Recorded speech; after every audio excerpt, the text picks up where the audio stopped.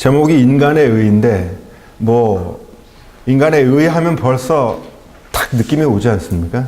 인간의 의 하면 기독교에서는 일단 비판적인 분위기를 낼 수밖에 없습니다. 그래서 오늘 2장도 실제로 바르트가 인간의 의의를 논하면서 대단히 비판적으로 논하고 있는 장입니다.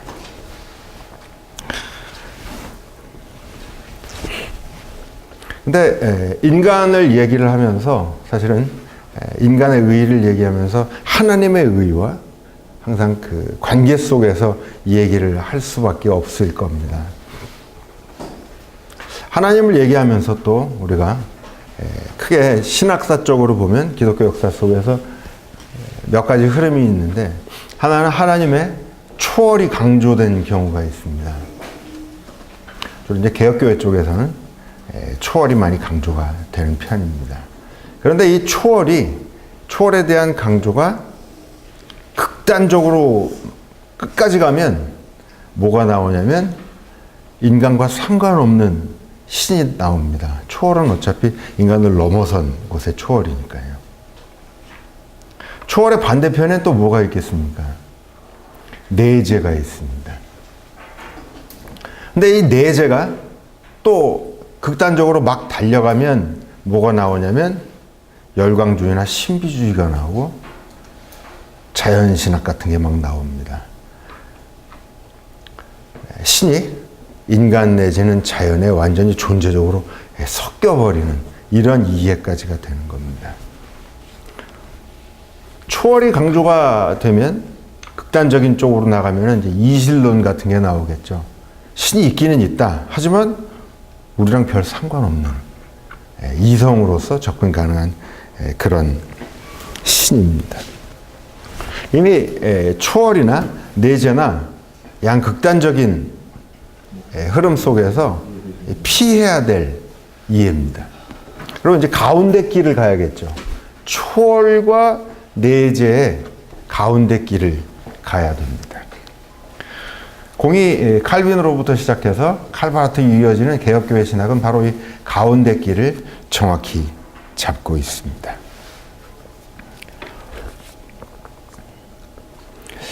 이 바르트 22년 기독교 로마서 강해가 22년에 나왔는데, 제가 이 보면서 참 놀랍다 하는 생각을 많이 했습니다. 왜냐면은 물론 22년의 로마서 강의 2판이 기존에 초기에 이제 입장과 완전히 상반되는, 그래서 자유주의와 신학과도 완전히 결별을 하고 소위 이제 변증법적 신학으로 들어서는 초입인데, 이미 로마서 강의 2판에 보면 후기에 교회 교의학에 원숙한 바르트의 신학 사상들이 단초뿐 아니라 거의 전적으로 다 드러나 있는 것을 보게 됩니다. 그래서 물론 인간의 의에 대해서, 그러니까 하나님과 인간 사이의 질적 차이가 굉장히 강조가 되면서 인간 의에 대해서 굉장히 비판적인 논조로 얘기는 하지만, 인간의 의와 하나님의 의가 완전히 갈라져 버리면 그게 무슨 의미가 있겠어요? 인간을 열심히 비판을 하는 것까지는 오케이인데, 비판하는 근거가 비판을 위한 비판이 아니라 하나님과 뭔가 관계가 있기 때문에 지금 비판이 돼야 되는 겁니다. 그렇죠?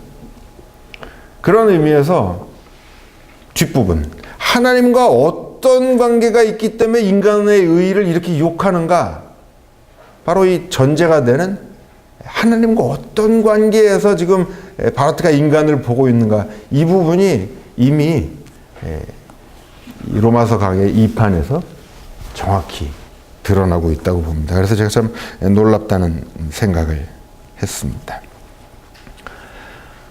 한 번씩 그 2장인데 다들 한 번씩 읽어보셨나요? 그러시군요. 네? 책 가져오셨어요? 이 책을 가져오시는 게 아니라 한번 읽어보셨어야 되는데, 또 혹시 기회가 되시면 바르트가 후에 로마서 2판에 대한 해설을 만듭니다. 이게 59년에 나온 거니까 30년 넘게 지난 후에 나온 책이 있는데 기회가 되시면 한번 또 보시면 좋습니다. 코제 에클레룽 데스 레머 브리페스라 그래서 로마 브리프, 로마서에 대한 짧은 설명, 해설 이런 걸 바르트 스스로가 쓰기도 했습니다. 참고로 말씀을 드리고요. 일단 먼저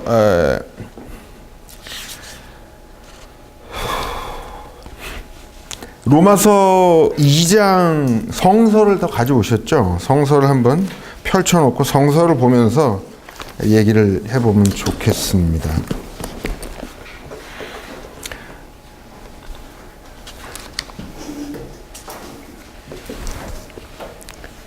바르트는 먼저 로마서 2장에 들어가면서 1장에서 하나님의 진노가 드러났다라고 바울이 얘기했는데 이게 지금 누가 직면한 상황이냐, 누가 하나님의 진노 아래 서 있는가를 2장에서 시작되면서 묻습니다. 하나님을 경외하지 않고 순종하지 않고 하나님의 진노 아래 서 있는 자가 인간 일반을 얘기하는 것인지 아니면 하나의 특수한 특정인들을 지금 지정해서 하는 얘기인지를 묻고 있습니다.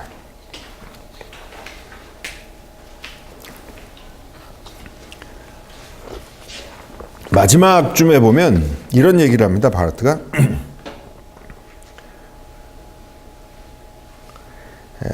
하나님의 진노 아래에 있는 인간을 얘기하면서 원인과 결과라고 하는 이 순환은 더 피할 수 없이 폐쇄된 것이고 그래서 언제나 어디서나 인간과 인간 세계의 상황을 드러낼 뿐인가. 그래서 인간은 하나님의 진노 아래 설 수밖에 없는 것인가, 이런 질문을 던집니다. 원인과 결과, 굉장히 중요한 개념입니다. 인과성이라고 하는 것인데, 인과성은 우리의 이성이 세상 만물을 파악하고 사고하는 방식입니다. 우리는 너나 할 것 없이 전부 다 원인과 결과의 도식 속에서 모든 것을 이해합니다. 그러니까 원인과 결과의 도식은 그렇기 때문에 원인은 결과에 항상 시간적으로 앞섭니다. 그래서 이 시간의 흐름을 보면 우리 인간의 이성이 사물을 파악하는 방식은 과거가 현재를 지배하고 현재가 또 미래를 지배하는 이 전제 속에서 이게 바로 인과성입니다. 이 인과성의 법칙 속에서 인간은 모든 것을 파악을 합니다. 그러다 보니까 세상 모든 일에는 다 원인이 있습니다. 잘 아시는 것처럼 중세 때까지만 해도 교회와 신앙의 권위가 인간 세상을 탁 짓누르고 있었습니다. 중세 때만 해도 신학이 만학의 여왕이다 그랬습니다. 그래서 모든 학문이 다 이 신학의 도그마, 교리적인 가르침에 다 순종을 해야 됐습니다. 종교개혁이 일어났고 르네상스가 문예 부흥이 일어나면서 이제 인간의 이성의 가치를 회복하는 흐름이 이제 생겼습니다. 그러면서 신학으로부터 모든 학문이 다 분화돼 나갔습니다. 신학에서는 중세 때까지 얘기했습니다. 모든 만물의 원인이 하나님이다. 그런데 문예부흥이 르네상스 휴머니즘이 발현된 후에 이제 신학으로부터 모든 학문이 다 나가서 각기 나름 분야에서 원인을 찾아보기 시작했습니다. 그랬더니 제일 원인의 자리에 이전에 교회에서 들었던 것처럼 하나님이 안 나오는 겁니다. 인문과학은 인문과학대로, 사회과학은 사회과학대로, 역사는 역사, 자연과학은 자연과학대로 각기 원인, 이전 것을, 시간적으로 앞선 것을 이성적으로 추적을 해서 들어갔는데 봤더니 거기에 원인의 자리에 신이 없는 겁니다. 그래서 어떤 현상이 벌어졌는가? 신학으로부터 모든 학문이 다 뛰쳐나갔습니다. 그리고 21세기 현재 학문 속에서 이 신학의 자리가 오히려 이제 요새 말로 왕따가 돼 있습니다. 오늘 우리는 중고등학교에서는 원인과 결과 도식 속에서 인과성으로 확립된 학문을 배웁니다. 그런데 교회에 오면은 이 인과성대로 가는 만물의 이치 말고 모든 것은 하나님이 다스리신다라고 하는 신앙적이고 성서적인 진술을 또 듣게 됩니다. 가장 대표적인 게 이제 창조 신앙과 진화론 이런 거 충돌에 이제 문제가 생깁니다. 진화론은 정확히 인과성 속에서 추적해낸 원리인데 창조 신앙은 인과성으로 추적해낸 이론이 아닙니다. 이거를 헛갈리기 때문에 소위 이제 창조신학 하시는 분들이 자꾸 이상한 얘기를 하는데 기독교의 신앙은 인과성, 다시 말해서 원인과 결과, 과거가 현재를, 현재가 미래를 지배하는 이 도식 속에서 나온 이론이 아닙니다. 기독교의 진리는. 만약 이 세상 모든 것을 우리는 인과성 속에서 파악을 합니다. 어쨌거나. 그런데 만약 이 세상의 모든 것들이 인과성 속에서만 다 흘러가고 다 해명이 된다면 여긴 첫째, 일단 결정론 같은 게 생깁니다. 모든 일은 다 원인이 있으니까 그에 따른 결과가 있을 뿐입니다.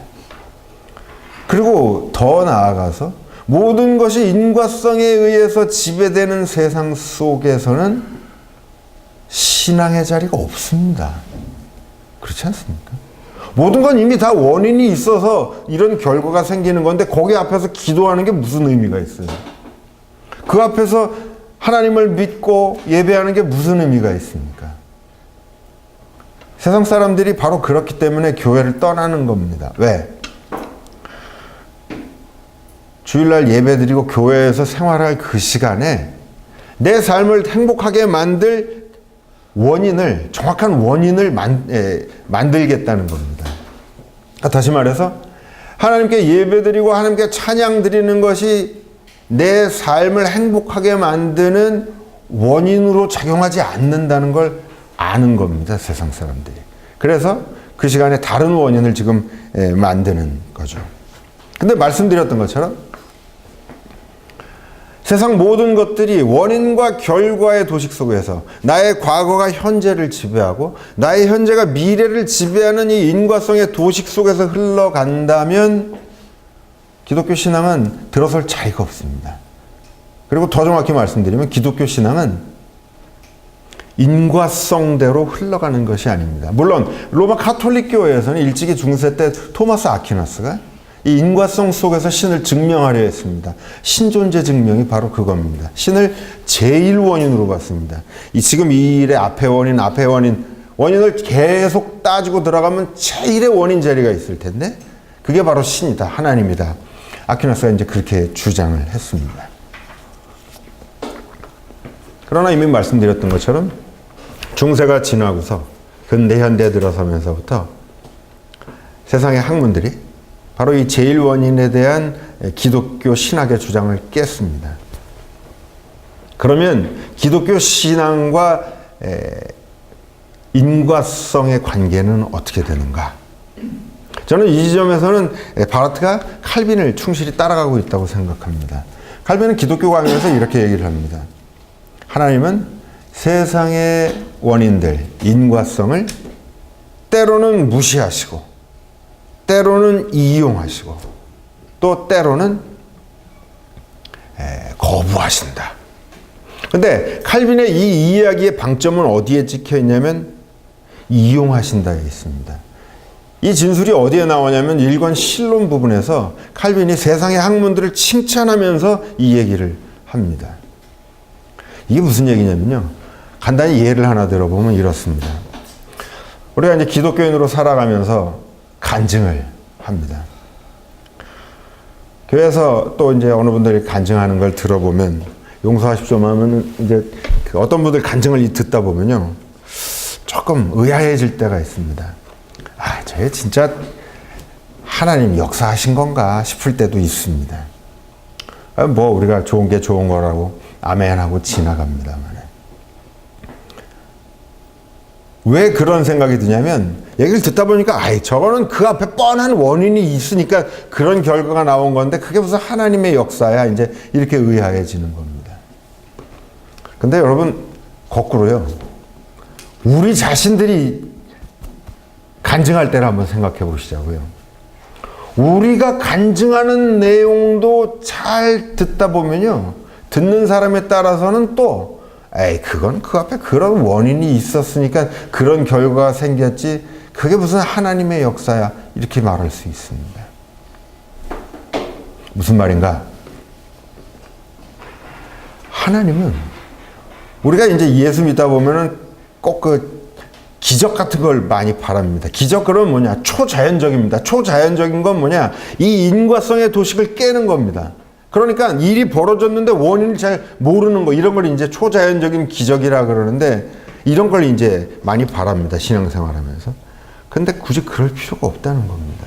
방금 간증에 의해서 봤던 것처럼 남이 하는 간증, 내가 하는 간증 누구나 할 거 없이 듣다 보면 아, 그 앞에 그런 원인이 있으니까 그런 결과가 생긴 거야. 그 일에, 내가 겪었던 그 일에 함께 참여하지 않은 사람들이 보면, 한 발 떨어져서 보면 뭐가 보이느냐? 원인과 결과가 보입니다. 그런데 하나님은 바로 그 인과성의 원인과 결과의 도식을 이용하신다는 겁니다. 그래서 그 일에 같이 참여된 사람들은, 참여되지 않은 사람들, 상관없는 사람들은 그 얘기를 들으면 아이 뭐가 보이냐면 원인과 결과 도식만 보입니다. 근데 그 일에 같이 참여된 사람들은 원인과 결과 말고 플러스 알파가 있습니다. 그게 뭐냐? 하나님의 역사입니다. 맞아요. 원인과 결과대로 일은 흘러갔지만 그래서 그 일에 함께 하지 않았던 사람들이 볼 때는 원인과 결과, 인과성밖에는 안 보이는데 그 일에 직접 참여된 사람들은 하나님의 함께 하심을 경험하는 겁니다. 이게 바로 인과성과 하나님의 역사의 관계입니다. 바르트가 지금 2장 시작하면서 원인과 결과의 순환 관계를 더 피할 수 없이 폐쇄된 것이냐, 그래서 여기에 하나님의 진노함만이 있느냐라고 묻는데 바르트는 지금 제가 드리는 이 관점에서 원인과 결과는 항상 순환적입니다.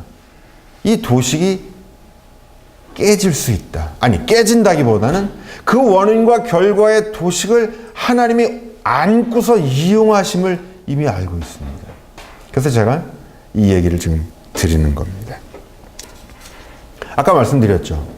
인간 세상과 하나님의 역사가 하나님이 초월만해서 아무 상관이 없으면 신학에 할 말이 없어요. 그렇죠? 어떤 식으로든지 우리를 초월해 계시는 그분이 우리와 관계를 맺을 때 비로소 신학이 나오고 성서의 증언이 생기는 겁니다. 바로 어떤 식으로든지 하나님의 역사가 지금 인간의 활동과 연결이 돼 있기 때문에 그것을 전제로 해서 바르트는 인간의 활동으로부터 나오는 인간의 의의를 지금 비판하는 겁니다. 우리 한 분이 로마서 1장에서 2장 1절에서부터 2절까지를 읽어주시겠어요? 그러므로 남을 판단하는 사람아, 누구를 막론하고 내가 핑계하지 못할 것은 남을 판단하는 것으로 네가 너를 정죄함이니 판단하는 내가 같은 일을 행함이니라. 네. 이런 일을 행하는 자에게 하나님의 심판이 진리대로 되는 줄을. 예, 됐습니다. 거기까지만요. 예. 남을 판단하는 사람아, 누구를 막론하고 네가 핑계하지 못할 것은 남을 판단하는 것으로 내가 너를 정죄하니니 판단하는 내가 같은 일을 행함이라. 이 이야기도요, 그냥 딱 들으면 그냥 세상의 교훈처럼 들립니다. 야, 너도 똑같은 놈이지. 이제 이렇게 들리는 겁니다. 그런데 이 이야기가 그렇게 평평한 얘기가 아니라 훨씬 더 입체적인 이야기입니다. 이 입체적인 이야기가 어떻게 입체적으로 이해가 되냐면 바로 인간과 하나님의 관계가 바르트에게서 어떻게 지금 정립이 됐는가 그 전제를 우리가 알면 이 얘기가 그렇게 아무나 할 수 있는 평평한 이야기가 아닌 겁니다. 하나님이 인간 세상을 향해서 인간을 향해서 어떤 관계를 맺고 계시는가? 사실 지금 드리려는 이 로마서의 모든 얘기는 지난 학기까지 칼바르트 교의학에서 어떤 식으로든지 다 다뤄졌던 이야기입니다. 근데 그때 수강하셨던 분들이 지금 여기에 계신다는 보장은 없고, 그렇죠? 오히려 그때 안 계셨던 분들이 더 많이 있는 것 같아서 또 새롭게 한번 말씀을 드려본다면, 소위 얘기해서 하나님이 인간 세상에 어떻게 역사하시는가, 아까도 말씀드렸던 것처럼 초월적으로 전혀 상관없이 그냥 절대자로 남을 수도 있고요. 또 다른 한편에서는 인간 존재적으로 깊숙이 찾아오셔서 존재적으로 섞여버리는 수도 있습니다. 사이비 이단들 말이죠. 왜 사이비 이단 교주들이 쇼를 하고 거짓말을 하면서 뭔가 신비한 능력이 있는 것처럼 보이려 그러는지 아십니까? 결정적인 게 뭐냐면 신이 자신에게 존재적으로 어떤 식으로든지 지금 섞여 있다는 걸 보여주려는 겁니다. 사이비 이단의 최고의 특징이 바로 그겁니다. 자신에게 어떤 신성이 지금 존재적으로 뭔가 지금 혼합되어 있는 것처럼 보이려는 겁니다. 멀리 갈 것도 없이 사실은 로마 가톨릭 교회 교황 숭배도 크게 다르지 않습니다. 그래서 로마 가톨릭 교회 신앙을 우리가 존재론적이다라고 얘기를 합니다. 교황 자체가 교황의 이야기가 하나님의 말씀과 동일한 권위를 갖습니다. 하이어라키, 그 직제 자체가 이미 하나님의 신성에 의해서 워런티가 되는, 보장이 되는 겁니다. 그래서 그쪽의 사고 구조는 존재론적인 사고 구조로 볼 수 있습니다. 바르트에게서는 어떤가? 바르트 신학에서 가장 중요한 것 중에 하나가 아날로기아 피데이라고 하는 것입니다.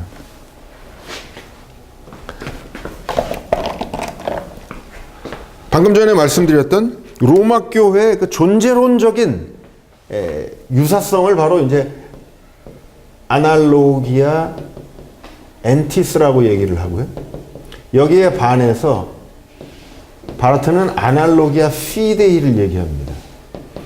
신과 인간 사이에 엔스, 존재적인 유사성이 아니라 신앙으로 인해 생기는 유사성이 있다는 겁니다. 그러니까 이 말은 존재적인 유사성은 없습니다. 이게 이제 더 앞으로 가면은 소위 이제 이마고데이까지 연결이 되는데 이것 때문에 자연 파괴도 일어나고 그랬죠. 인간에게 이마고데이, 신의 형상이 있다. 이것도 존재적으로 해석을 하면은 안 되는 문제였습니다. 아무튼 바르트는 이런 의미에서 신과 인간 사이의 관계를 존재적인 유비 속에서 보는 것이 아니라 인간이 주어지는 신앙을 통해서 하나님과 인간 사이, 인간의 신앙 사이에 유사성이 생긴다라고 봤습니다. 그리고 그것은 전혀 존재적인 어떤 유비가 아닙니다.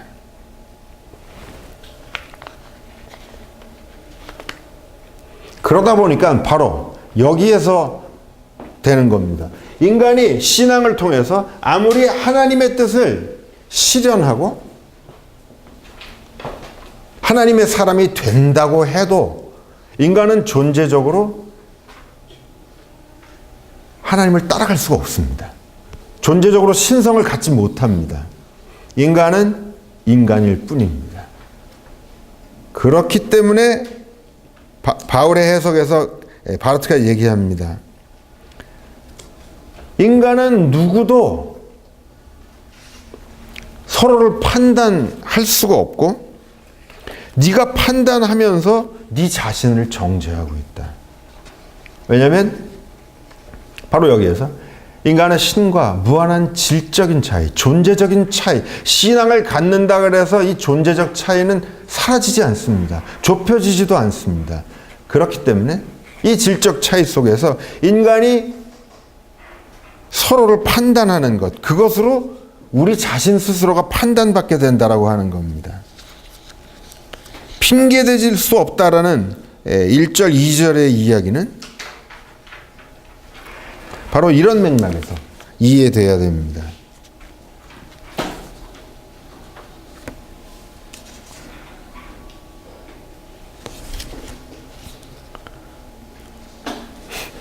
인간이 제 아무리 크고 높아도 신 앞에서 인간이 스스로를 정당화할 수는 없습니다. 그리고 또 이야기합니다. 바르트는 모든 것들은 자신의 시간을 갖는다. 시간은 인간이 살아가는 장이죠. 하나님은 우리의 인간의 시간에 섞이지 않습니다. 그래서 하나님의 현실을 성서는 또 기독교는 영원이라고 이야기를 해왔습니다. 그런데 이 영원은 우리가 흔히 생각하는 것처럼 우리가 사는 이 시간에 무한대 연장된 형태가 아닙니다. 영원은 우리 시간과 질적으로 다른 차원을 의미합니다. 마가복음 1장 14절에 하나님 나라가 가까웠고 때가 찼다라는 표현이 있습니다. 바로 여기에 나오는 하나님 나라, 이것이 바로 하나님의 시간이고, 하나님의 시간이 우리 시간 속, 우리 현실 속으로 소위 침투해 들어왔다는데, 이 침투해 들어와도 우리의 시간이, 우리 인간이 신적으로 존재적 변화를 일으키는 게 아닙니다. 그죠? 그러니까 하나님의 시간, 하나님의 나라가 우리에게 가까이 다가왔을 때 우리의 시간이 충만해지는 겁니다. 하나님이 우리에게 가까이 오셔서 당신이 바라고 원하시는 것을 우리로 하여금 실현케 하실 때, 우리가 그의 바람을 실현해낼 때 우리의 시간이 충만해진다는 겁니다. 시간 속에서 인간은 아무리 경건하고 아무리 하나님의 뜻을 실현해도 인간의 시간은 영원히 될 수 없습니다. 하나님의 현실이 아닙니다. 그런 의미에서 바르트는 시간 속에 있는 것은 그 자체로 하나님에 대한 불경이고 불순종이라고 말합니다. 인간적인 것과 신적인 것은 절대 섞일 수 없습니다. 그러나 다시 말씀드리지만 이것이 바르트에게 있어서 둘이 완전히 분리가 돼서 아무 상관이 없는 것이 아닙니다. 신적인 것이 섞이지 않음에도 불구하고 인간에게 찾아오시면, 인간 세상에 오시면 인간 세상은 그를 드러내는 장이 됩니다.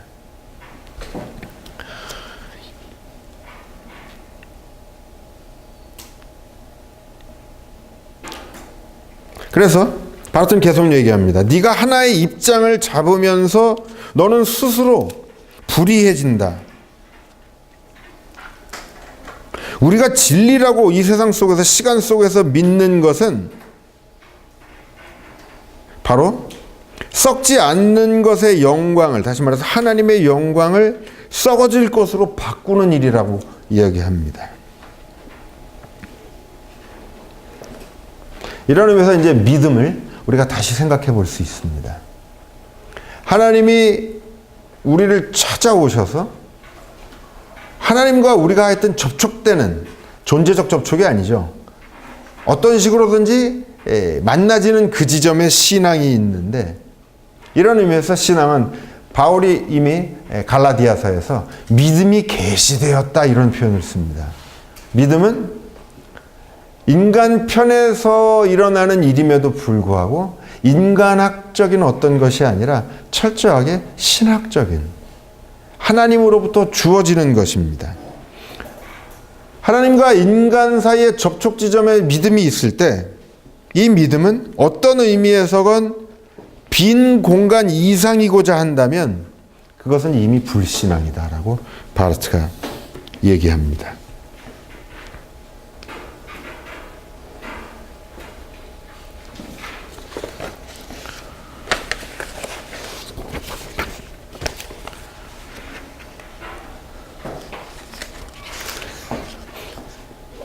내가 누군가를 판단하면서 너 역시도 같은 일을 하고 있다고 바울이 이야기를 하죠. 이 얘기를 하면서 바르트는 역시 얘기합니다. 아무리 하나님의 사람이라고 해도 우리 모두가 인간인 한에서 다 이 얘기가 적용된다는 겁니다. 우리가 누군가를 판단하면서 우리 역시도 같은 일을 행하고 있다. 이 바울의 비판은 하나님의 사람들을 향해서도 역시 같이 얘기할 수 있다는 겁니다. 하나님의 사람들도 다른 인간들과 다르지 않고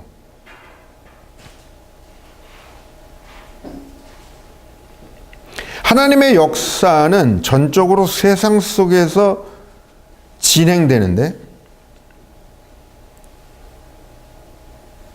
그렇게 진행되는 하나님의 역사와 그러니까 이거죠. 하나님의 역사하심이 세상 속에서 실현됩니다. 하나님의 역사하심은 오리지널이죠. 그 다음에 그것이 세상 속에서 실현될 때 쉽게 얘기하면 카피가 되는 겁니다. 오리지널과 카피 사이에 관계가 생기겠죠.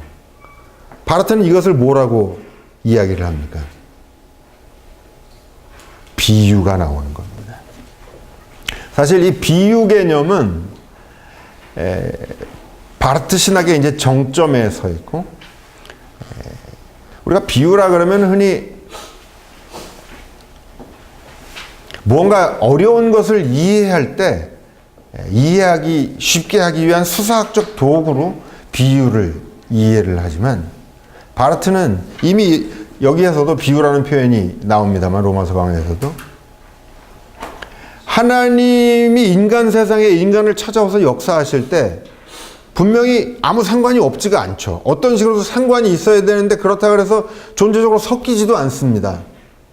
그러면 이 관계가 뭐냔 말입니다. 아까 처음에 얘기했던 것처럼 초월과 내재가 다 극단이 아니라면 그 사원 가운데 살길이 있습니다. 그 관계를 바르트는 오리지널과 비유의 관계로 보는 겁니다. 무슨 말인가? 오리지널이 하나님의 역사하심이 인간 세상에 와서 인간 세상 속에서 실현됩니다. 그 실현된 무언가, 그것은 오리지널과의 관계에 있어서 오리지널의 비유라는 겁니다. 그래서 성서 속에는 하나님 나라의 비유들이 많이 등장하죠. 일상생활에 나오는 많은 것들. 여러분들 그 성서 보시면서 그 비유가 뭘 설명을 하는지 아시겠어요? 뭐 어렵지도 않은 걸 뭐 비유라고 또 얘기를 하고 이해하기 쉽게 만든 수사학적 도구가 아닙니다.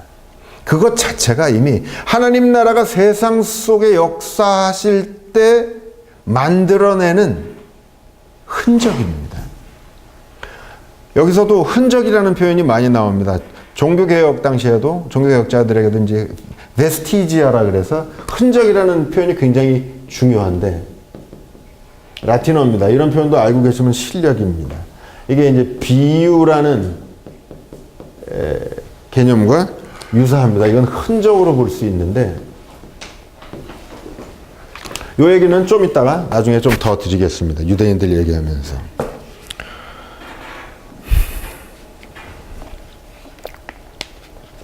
결국 아무리 의로운 자라 할지라도 아무리 하나님의 사람이라고 할지라도 기본적으로 존재적으로 신성을 가질 수가 없습니다. 신적인 존재가 될 수가 없습니다. 그래서 하나님의 사람이라고 할지라도 역시 바울에게서 바르트에게서 누구에게나 마찬가지 인간을 향한 비판의 음성 앞에 설 수밖에 없다는 겁니다. 그래서 결국 바르트는 이런 얘기를 합니다. 모든 하나님의 사람들이 걸을 수밖에 없는 불행은 그들이 하나님의 의를 위해 싸우면서 스스로 불의 속에 서야 된다라는 것이다. 그러나 그럴 수밖에 없다. 왜냐하면 하나님의 사람이라 할지라도 하나님의 자리에 설 수 없기 때문에. 하지만 우리 하나님의 사람들은 가급적이면 불의의 자리에 서지 않으려고 합니다. 쉽게 누군가를 정죄하기도 합니다만은 오히려 우리 교회 지도자 목사님들이 더 기억해야 될 것이 뭐냐면, 우리가 아무리 선하고 아무리 하나님의 뜻대로 산다 그래도 언제나 한없이 하나님 앞에서 부족하고 모자라다는 것입니다. 그렇기 때문에 우리가 인간적으로 하나의 입장을 잡는 것 자체가 우리 편에서 보면 대단히 훌륭하고 하나님께 가까이 가는 것처럼 보이지만, 욕먹는 사람이나 욕하는 사람이나 다 똑같다는 겁니다, 지금. 근데 이것은 뻔한 양비론이 아니라 바로 말씀드린 신과 인간 사이에 무한한 질적 차이 속에서 나오는 이야기입니다. 나사렛 예수는 우리와 똑같은 인간이지만 100% 하나님이기도 합니다. 이게 예수를 이해하는 참신 참인간의 방식입니다. 바로 여기에서도, 예수에게서도, 그러나 예수의 인성은 침해되지 않습니다. 물론 예수는 우리처럼 죄 있는 존재는 아니지만 그럼에도 불구하고 예수는 우리와 같은 인간입니다. 아무리 하나님의 사람이라도 이 인성의 한계를 넘어설 수 없다는 겁니다. 신성과 섞일 수도 없다는 겁니다. 바로 지금 말씀드린 하나님이 오늘도 우리를 찾아오셔서 당신이 바라고 원하시는 것을 우리를 통해서 실현하시는 이 하나님의 역사하심을 신학적으로 보면 뭐라고 말하느냐? 종말론적인 하나님의 역사라고 말합니다. 종말은 우리는 종말하면은 세상 끝날에 어떤 일이 있을까? 성서에 보면 제자들도 그렇게 얘기를 했죠. 우리가 헛갈리는 것 중에 하나가 뭐냐면, 종말론은 미래학이 아닙니다. 미래학은 인간의 이성으로 과거가 현재를, 현재가 미래를 어떻게 만들어 나갈까를 인간의 이성으로 추적하고 예측하는 학문이 미래학입니다. 그러나 성서가 말하는 종말론은 인간의 머리로 과거가 현재를 지배하고 현재가 미래를 지배하면서 나오게 될 결정론적인 어떤 것이 성서가 말하는 종말이 아닙니다. 그러면 성서가 말하는 종말의 방점은 어디에 찍혀 있느냐? 하나님의 역사하심에 찍혀 있습니다. 무슨 말이냐? 하나님이 오늘도 우리를 찾아와서 여기 역사하시면 여기에 인간 세상은 종말을 구합니다. 이게 종말론입니다. 그래서 예수님이 말씀합니다. 내가 성령을 힘입어서 귀신을 내어 쫓으면 여기에 하늘나라가 임했다. 여기 종말이 임했다는 겁니다. 제자들은 하지만 우리처럼 말초적인 호기심을 갖습니다. 그 마지막 날에 어떤 일이 일어날까? 그러나 그것은 미래학의 관심이고 인간 이성의 관심이지 성서적 종말론이 말하고자 하는 바가 아닙니다. 그래서 성서적인 종말론의 핵심 단어는 뭐냐? 하나님의 오심입니다. 그가 오늘도 우리를 찾아오십니다. 그러니까 그가 오늘도 우리를 찾아오시기 때문에 아까 말씀드렸죠. 과거가 현재를, 현재가 미래를 지배하는 이 종말론, 이 인과성으로 세상이 설명이 다 안 됩니다. 겉으로 봤을 때는 과거가 현재를, 현재가 미래를 지배합니다. 이 법칙이 굳이 틀릴 필요 없어요. 우리 아까 말씀드렸죠. 자꾸 이거를 깨는 초자연적인 기적을 생각하는데 굳이 그럴 필요가 없습니다. 하나님은 이 인과성을 타고서 역사하십니다. 그렇기 때문에 똑같은 원인이 있어도 전혀 다른 결과가 생길 수 있고, 세상 사람들이 볼 때는 인과성 속에 나오는 산물이지만 우리가 볼 때는 그 안에서 하나님의 역사를 봅니다. 이 하나님의 역사는 과거로부터 나온 게 아닙니다. 그럼 어디로부터 왔을까요? 하나님의 미래가. 하나님의 미래가 과거를 지배했습니다. 구약 시대를 지배했습니다. 그 하나님의 미래가 그 이후에 신약 시대도 지배했습니다. 그리고 그 후에 오늘도 우리를 지배하고 있습니다. 그래서 구약 성서와 신약 성서와 오늘 우리는 통일성 속에 있습니다. 과거에 의해서 지배받지 않는, 이게 바로 성서적 종말론의 핵심입니다. 바르트는 지금 이런 종말론의 이해 속에서 하나님의 의와 인간의 의에 대해서 이야기를 하는 겁니다. 하나님이 인간에게 찾아오셔서 끊임없이 당신이 바라고 원하시는 것을 실현케 하십니다. 인간은 근데 그것을 100% 실현하지도 못하지만 그렇게 해서 실현된 것을 자신의 의라고 생각한다는 겁니다. 그래서 바르트가 지금 견디기가 힘든 겁니다. 3절에서 5절까지를 한번 읽어주시겠어요?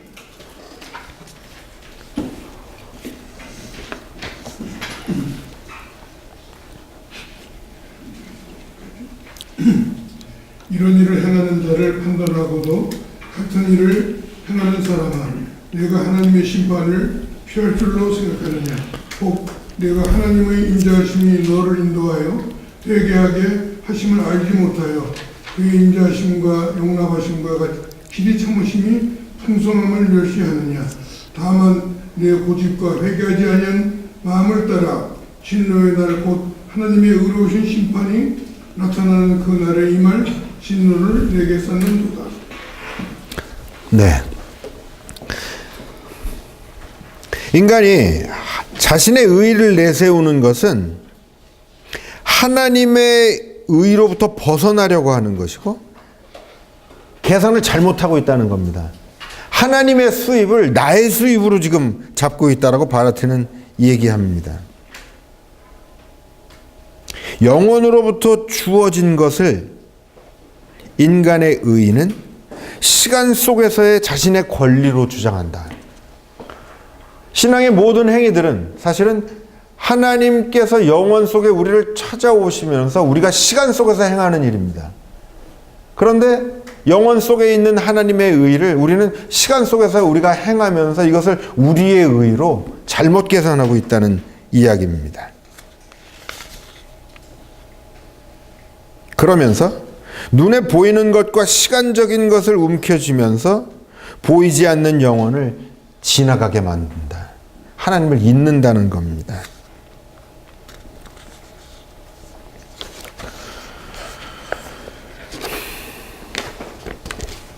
그래서 하나님의 자비가 회개로 이끈다는 것을 모르느냐 이렇게 묻습니다. 여기도 바르트가 명시적으로 얘기를 하지는 않지만 훗날 명제로 만드는 게 하나 있습니다. 뭐냐? 은혜가 먼저라는 겁니다. 회개보다.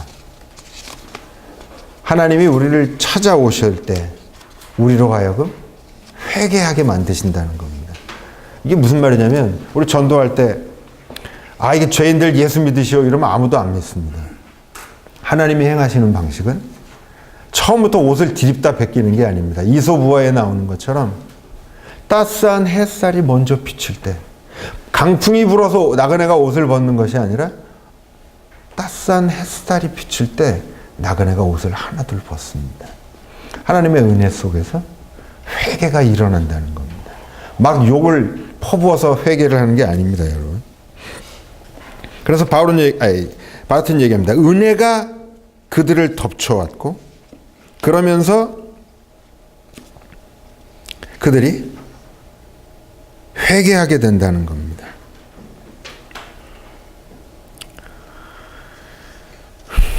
하나님의 자비하심은 너를 회개로 이끄신다.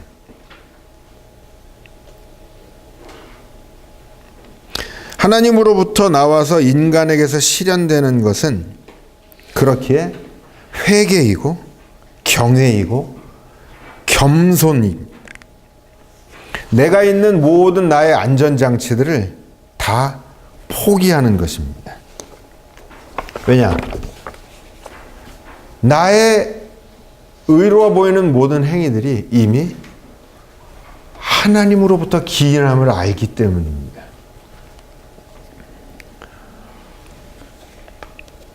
그것을 깨닫지 못할 때 너는 진노를 쌓게 된다는 겁니다.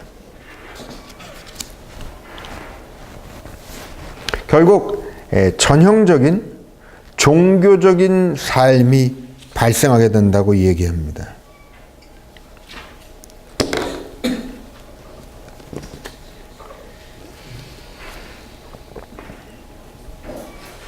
바벨탑을 쌓고요. 6절에서부터 11절까지를 또 읽어주십시오.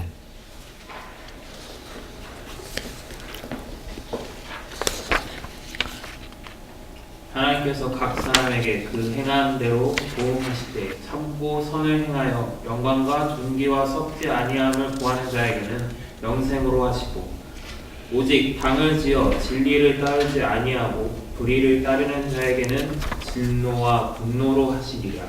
악을 행하는 각 사람의 영에는 환난과 공고가 있으리니 먼저는 유대인에게요 그리고 헬라인에게며 선을 행하는 각 사람에게는 영광과 존귀와 평강이 있으리니 먼저는 유대인에게요 그리고 헬라인에게라.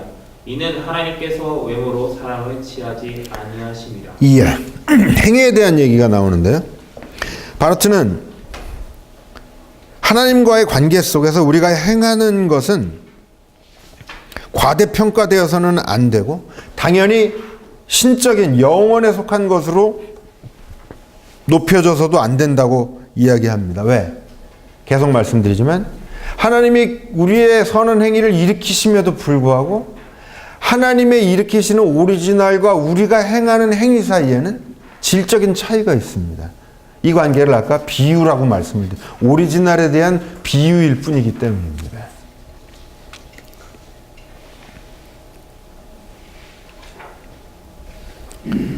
그래서 이제 기적이 일어난다고 기적이라고 얘기합니다.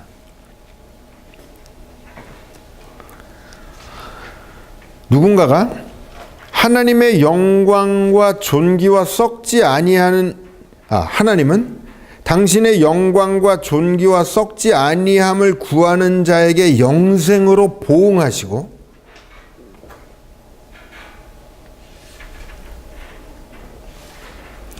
그래서 한계 속에서 우리가 하나님만을 구하면 실제로 하나님을 발견하게 된다고 얘기합니다. 우리 믿음의 그릇은 분명히 보잘것없지만 거기에 영생의 내용을 담을 수 있게 된다라고 이야기합니다.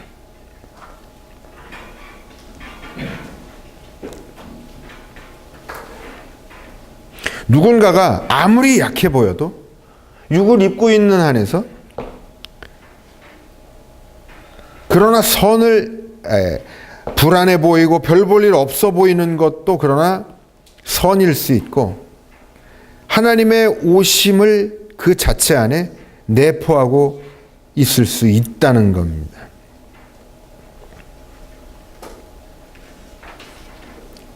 그리고 이것은 인간의 의로 강조될 수 없다. 자신의 소유로 인간이 주장할 수 없다라고 말합니다.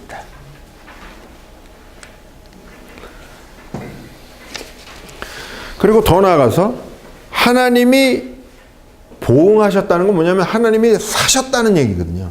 하나님이 함께 하셨다라고 과거형으로 말하는 것이 아니라 보응하실 것이다라고 말하게 됩니다. 굉장히 중요한 포인트인데요, 이것도. 이 신학의 기독교의 모든 얘기는 이런 의미에서 하나님에 대한 믿음 안에서 희망의 언어들입니다. 자연과학이나 수학 등의 모든 진리들은 사실은 객관적인 진리로서 이미 이성으로 확인 가능한 이야기들입니다. 반면에 기독교의 진리는 믿음 속에서 있는 희망의 시제를 갖고 있습니다. 그래서 기독교에서 중요한 게 뭐냐면 고백입니다. 우리가 예배 때 사도신경으로 항상 신앙 고백을 합니다. 이게 뭐냐면은 고백이라고 하는 것은 삶이 전제가 되어 있는 거거든요. 자연과학이나 수학의 진리는 삶이 전제되어 있지 않습니다. 나는 피타고라스의 정의나 뭐 물리학의 법칙을 고백합니다. 이렇게 말하면은 뭔가 모질한 사람입니다. 왜? 자연과학과 수학의 진리는 머리로서 도달되는 것이기 때문입니다. 그러나 기독교의 진리는 꿈꾸고 희망을 가지면서 살아내면서 고백되는 진리입니다. 그래서 기독교인들은 이 고백에 동참하는 자들이 기독교인들입니다.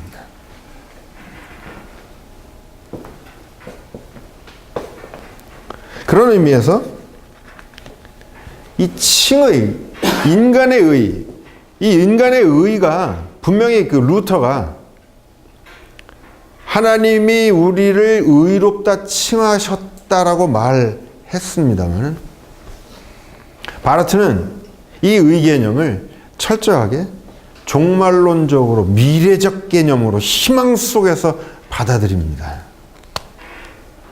루터는 칭의가 너무 강했어요. 하나님이 의롭게 해주셨어. 그러고서 너무 신나는 겁니다. 모든 것은 의롭게 됐으니까 다 끝났어. 근데 안 끝나잖아요. 그래서 위텐베르크에서 루터 밑에 있던 사람들이 쿠데타를 일으키는 사람들이 많았습니다. 야, 칭의가 되고 이제 성찬식도 하는데 도대체 나아지는 게 없다는 걸 발견한 겁니다. 그래서 이 사람들이 스위스로도 가고 막 이러면서 나중에 제세례파에 합류하기도 하고 막 그랬습니다. 그리고 더 나아가면 이제 루터 계열에서 신비주의가 나옵니다. 왜? 의롭다고 칭하고 야 이제 의로워졌어 여기 주저앉아 있으니까 신비주의가 나오죠. 근데 개혁교회 바르트까지 오는 개혁교회 신학에서는 의로워졌어? 실천해봐. 성화의 과정으로 넘어가 버립니다. 그래서 전통적으로 우리 개혁교회가 신비주의나 열광주의, 순복음 이쪽하고도 관계가 좋지 않았던 것, 거부하는 입장을 가졌던 것은 바로 이런 칭의에 대한 이해 때문입니다. 칭의는 하나님과의 관계 속에서 우리의 인간이 가진 것으로, 소유된 것으로 주장할 수 없다고 보는 겁니다. 하나님으로부터 오는 것이고, 잘해야 하나님의 의의 비유 정도고, 진정한 의는 하나님의 의 앞에서 자신을 비우는 것. 이것이 의입니다. 인간의 의.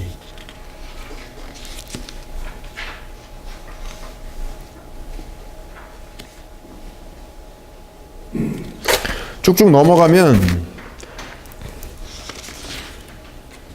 그래서 이 관점에서요.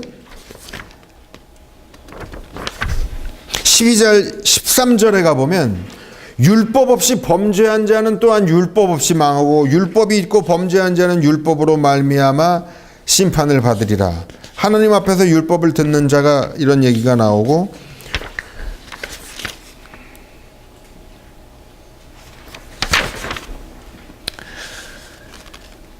이게 지금 왜 나올 수 있는 얘기냐면요.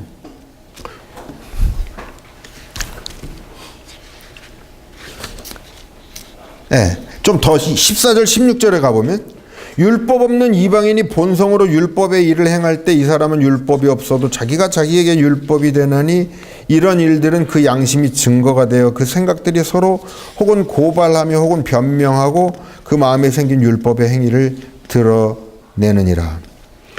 많은 경우에 이 바울의 이 얘기가 자연신학으로 곡해가 됐었습니다. 인간에게 자연적으로 심겨져 있는 이 양심 속에 하나님이 계시하신다. 그리고 그것은 인간의 이성으로 파악할 수 있다라고 믿는 게 이제 자연신학의 핵심적인 내용인데, 그러나 이 구절은 바르트의 해석처럼 결코 그런 자연신학적인 구절로 볼 수 없습니다. 말씀드렸던 하나님과 인간 사이에 하나님이 존재하시는 그 방식, 종말론적인 역사로 인해서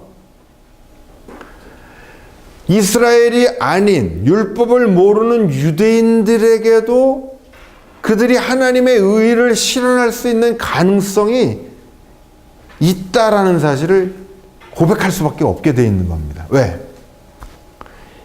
유대인들이 행하는 의도 사실은 그것이 자신들이 의라고 주장할 때 그건 죄가 되기 때문입니다.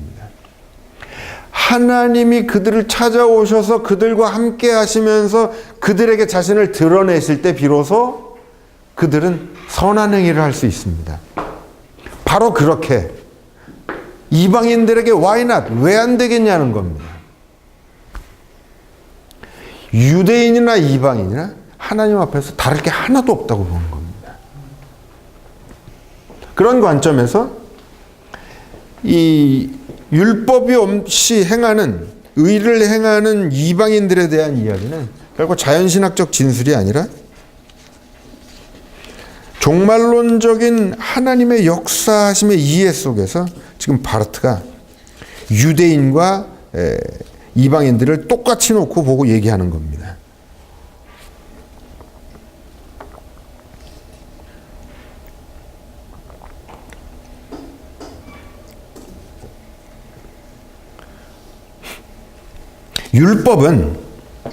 율법에 대한 이해가 나오는데 신에 의해서 주어진 이미 완료된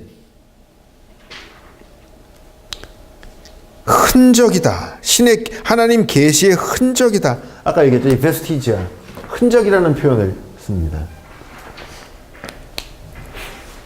한국교회도 그렇습니다. 7, 80년대 오면서 양적인 성장을 폭발적으로 했죠. 2000년 가까워지면서 통계를 냈는데요. 예장 통합, 저희 교단 교인들의 경우에 한 30% 좀 안 되게 줄었대요. 근데 목사는요, 2배 가까이 늘었습니다. 이게 뭘 말하는가 참 생각이 많아지게 만드는 거였는데, 그러면서 우리는 아직도 교회의 부흥을 7, 80년대 그 양적 폭발적 성장을 꿈꾸고 있습니다.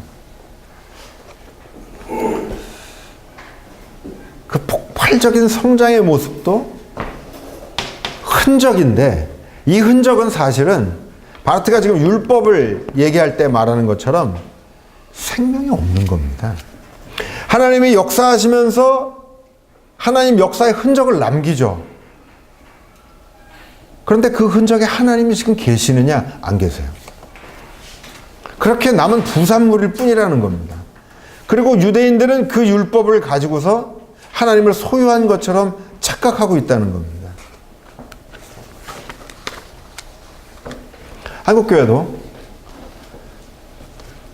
그 흔적, 부산물을 붙잡고서 놓지를 못하는 것 같아요. 무슨 말이냐면은 한국교회가 왜 성장할 수 있었는가 하면 그리스도처럼 전쟁 나서 쫄딱 망한 한민족 속으로 들어가서 고난에 동참했습니다. 60년대, 70년대 한국교회들. 저는 7, 80년대 한국교회 부흥을 여러 가지 원인이 있지만 한국교회가 한국민의 고통을 나누고 그 밑바닥에서 함께 고난에 동참한 결과라고 생각합니다. 하나님이 거기 계시거든요. 그리스도가 십자가를 지고 돌아가셨을 때 백부장이 얘기합니다. 그 전까지 예수님이 소위 좀 잘 나갈 때는 오히려 뒤에서 예수님을 욕하고 저가 무슨 하나님의 아들인가 죽일 생각만 했었는데, 희한한 것은 예수가 정작 십자가를 지고 딱 죽어가는 그 현장에서 어떤 고백이 나오냐면, 아, 저는 하나님의 아들이었다, 이런 고백이 나옵니다. 루터는 이 지점에서 그 유명한 테올로기아 크루치스, 십자가의 신학을 얘기합니다. 쉽게 얘기하면 이겁니다. 하나님이 어디 계시는가? 고난의 자리에 계신다는 겁니다. 그런데 우리는 잘되고 성공하고 영광 받으면 하나님의 역사라고 얘기하죠. 맞습니다. 하나님의 역사는 맞는데 우리가 파인하게 아주 섬세하게 좀 생각해 봐야 될 것은 성서적으로 하나님은 어디 계시는가? 고난의 자리에 계십니다. 왜? 고난이 좋아서가 아닙니다. 고난받고 아파하는 이들을 다시 일으켜 세우고 그들의 눈물을 닦아주고 그들을 다시 희망 속에서 살게 하기 위해서입니다. 그렇게 해서 성공했다고 치자고요. 우리는 그렇게 해서 성공해서 얻은 부산물, 성공의 베스티지야, 흔적만 붙잡고 안 내려가려고 그럽니다. 그러나 하나님은 이미 거기 계시지 않습니다. 하나님은 오늘도 아파하고 힘들어하는, 고통받는 이들에 계시죠. 교회는 저 흔적을 붙들고서 고난의 현장으로 안 갈라 그러지 않는가. 그게 저는 한국교회의 문제라고 생각을 합니다.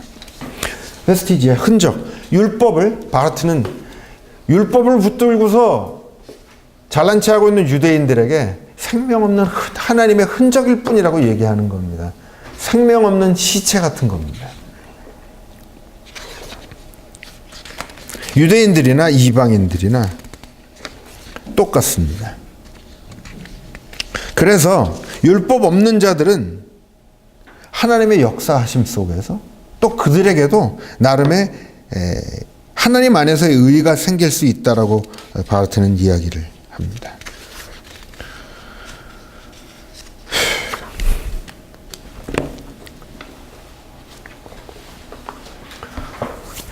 아직도 졸리시나요? 대충 이런 분위기 속에서 바르트가 2장에 인간의 의의를 얘기합니다.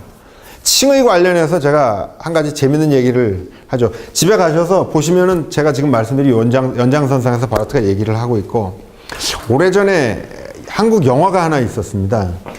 밀양이라는 영화 아시죠? 뭐 혹시 못 보신 분들을 위해서 간단히 서머리를 해본다면, 우리의 여자 주인공 전도연이 밀양에 딸아이를 한 싱글이죠. 대구로 내려갔습니다. 열심히 사는데 그 동네에 있던 남자 주민 한 사람이 이 전도연의 딸을 유괴를 해서 살해를 했습니다. 전도연이 완전히 패닉에 빠졌죠. 딸 하나 믿고 살았는데. 그리고 살인범은 교도소에 들어가 있습니다. 많이 방황을 하다가 주변의 권유로 이 아줌마가 교회를 다니기 시작했습니다. 속해도 뭐 구역 성경 공부도 나가고 수요예배 뭐 금요체라도 나가고 하면서 열심히 할렐루야 하면서 신앙생활을 한 겁니다. 마음의 위안을 받고요. 그러다가 시간이 어느 정도 지난 다음에 기특한 생각이 들었습니다.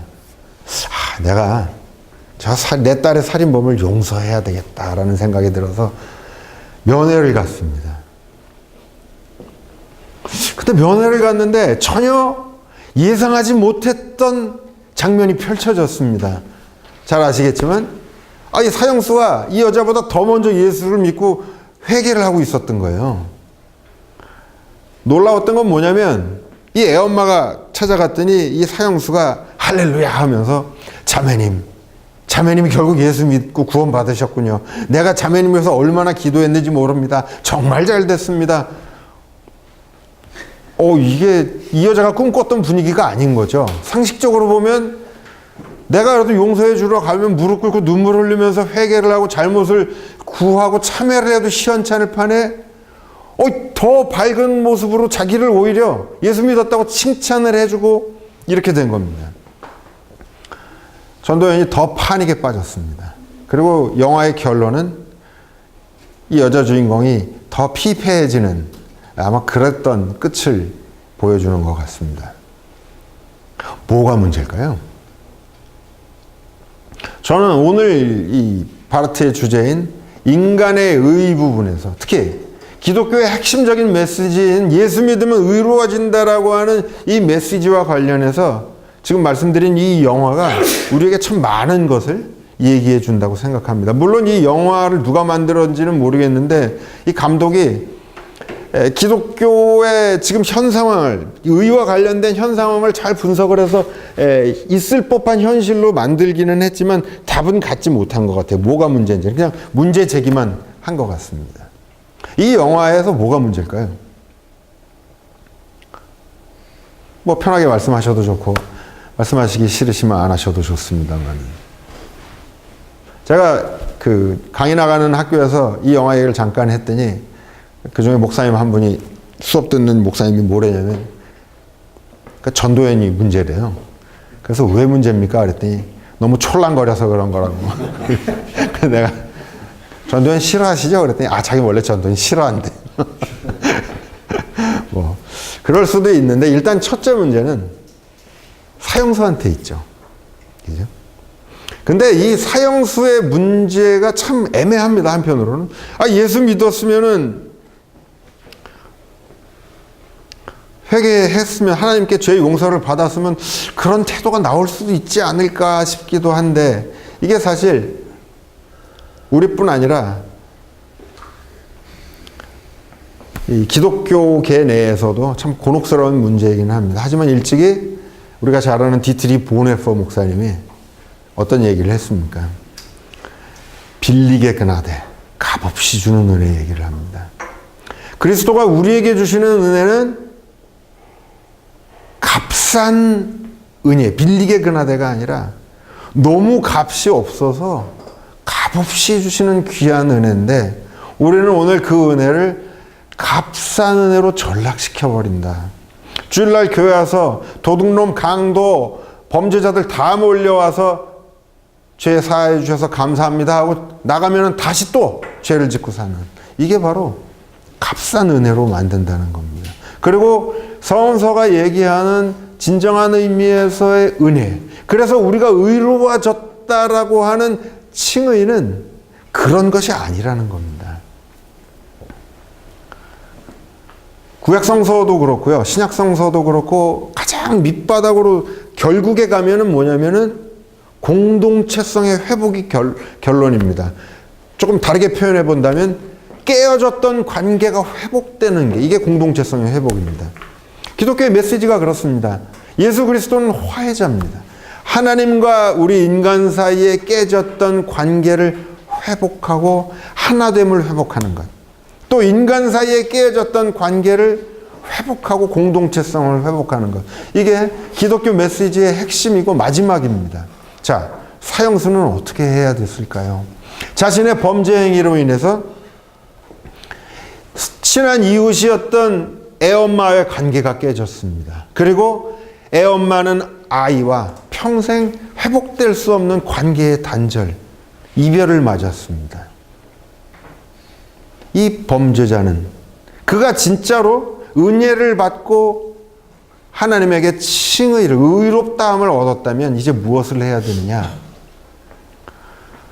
이 여인과 사이에서 일어났던 단절되고 깨진 관계를 회복하기 위해서 죽을 때까지 노력해야 됩니다. 왜 죽을 때까지라 그러겠어요? 죽을 때까지 해도 회복 안 되거든요. 그렇기 때문에 죽을 때까지라도 노력을 해야 됩니다.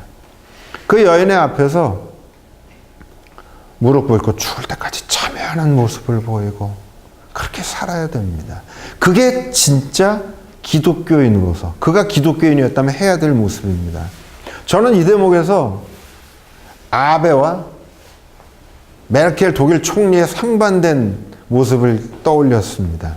위안부 문제 있잖아요. 위안부 문제를 해결을 해야 되는데 거기가 가해자고 우리가 피해자잖아요. 가해자가 어떻게 해야 돼요? 우리가 마음이 풀릴 때까지, 우리 할머니들이 오케이 할 때까지 가해자가 최선을 다해서 용서를 구하고 참회해야 됩니다. 그래서 어떻게 해야 되느냐? 그들과 우리 사이에 깨어졌던 관계가 다시 선한 이웃의 관계로 회복될 때까지. 근데 아베는 얘기했습니다. 불가역적인 협정을 맺었고 이제 우리의 후손들에게는 다시 이 짐을 넘겨주지 않겠다. 반면에 독일의 메르켈은 얘기합니다. 이 문제가 불거졌을 때 히틀러와 관련됐던 모든 얘기들 우리 후손들에게 끊임없이 계속 회상하고 기억시켜서 두 번 다시 이러한 일이 일어나지 않도록 하겠다. 그리고 2차 대전 이후부터 독일 수상들은 주변에 폴란드라든가 괴롭혔던 나라들을 찾아가면요, 공항에서부터 넙죽 엎드려서 절을 합니다. 그를 통해서 어떤 일이 일어나는가? 독일은 주변국들과의 깨어졌던 관계가 다시 새살이 돋듯이 회복이 됩니다. 적극적으로 표현하면 공동체성이 회복이 되는 겁니다. 바로 그렇기 때문에 아까도 말씀드렸던 것처럼 바르트는 이 의의를 얘기하면서 결코 과거형으로 얘기하지 않습니다. 의로워질 것이라는 미래형을 계속 견지합니다. 왜요? 의의는 한 번 딱 예수 믿고 끝나는 사건이 아니라 오늘도 우리를 찾아오시는 하나님께 끊임없이 응답하면서 앞으로도 계속될 미래적인 희망의 사건이기 때문입니다. 그와 반대로 오늘 의의를 내가 이미 의로워졌다라고 소유했다라고 착각하는 모든 이들은 유대인이나 오늘 우리나 다 하나님 앞에서 죄인이라는 겁니다. 이것이 바르트의 인간의 의에 대한 기본적인 입장이고 예입니다.